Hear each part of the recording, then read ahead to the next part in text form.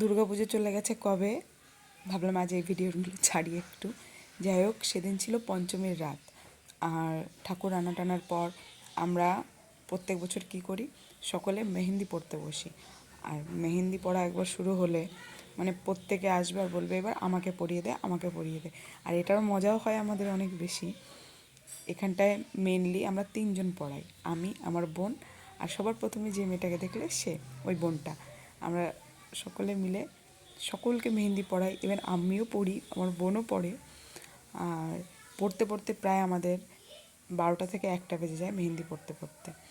তারপর এই যে আমাদের মণ্ডপটা দেখতে পাচ্ছ, এখানটায় পড়াতে পড়াতে অনেক সময় হাতও ব্যথা হয়ে যায়। যাই হোক, এর একটা আনন্দই আলাদা।